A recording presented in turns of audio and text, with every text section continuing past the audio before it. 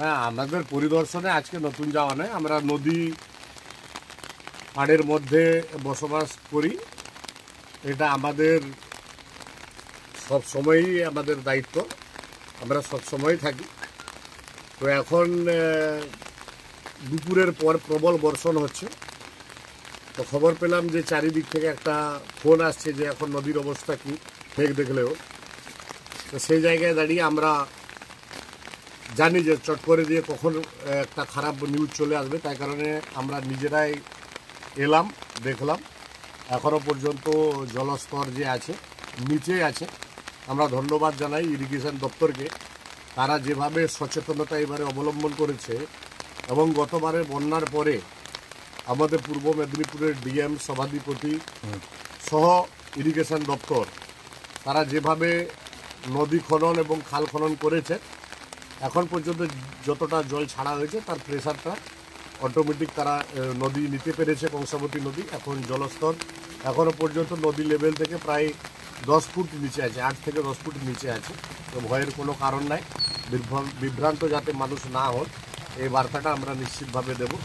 এবং 365 দিন ইন্টু 40 আমরা পাশে আছি, পাশে থাকি, এবং এটা আমাদের মানবিক দায়িত্ব, কর্তব্য। সব জায়গায় পলিটিক্যালভাবে নানান ধরনের অনেকে মন্তব্য করে এটাকে খারাপ করার চেষ্টা করে, আমরা চেষ্টা করছি যে সবাই সচেতনতার সঙ্গে সঙ্গে। এবং ইতিমধ্যে গতকালকে আপনারা দেখেছেন আমাদের মাননীয় মন্ত্রী মানস ভূঁইয়া, ডক্টর মানস ভূঁইয়া, তিনি এসেছিলেন এবং সচেতনতার এবং সতর্কতার চরম সীমা পর্যন্ত নজরদারি করতে উল্লেখ করে গেছেন, এবং তাতে সবাই সচেতন এবং সজাগ রয়েছে। বলছি প্রশাসনের তরফে আর কি কি ব্যবস্থা নেওয়া হচ্ছে এখানে? ইতিমধ্যে আমরা তো যে জায়গাতে আছি, আমাদের পৌরসভার প্রায় 7খানা ওয়ার্ড নদী পাড় কেন্দ্রিক। কোন কোন ওয়ার্ড?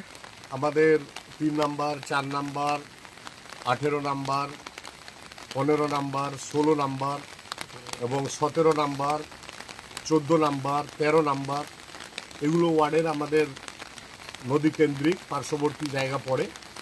তো সেই জায়গাতে আমরা 4 নম্বর ওয়ার্ড সংলগ্ন এলাকাতে যারা নদী গর্ভের মধ্যে বসবাস করে, ইতিমধ্যে আমাদের সেই কিছু পরিবারকে তুলে তাদেরকে শিফটিংয়ে রাখা হয়েছে, এবং আমাদের পৌরসভার পৌর প্রশাসক তাদের সহযোগিতা করছে এবং সবসময় নজরদারিতে আছে। এবং আমাদের পঞ্চায়েত সমিতির সহসভাপতি সুজিত দাস সহ প্রত্যেকে সবসময় কিন্তু নজরদারিতে রেখেছে।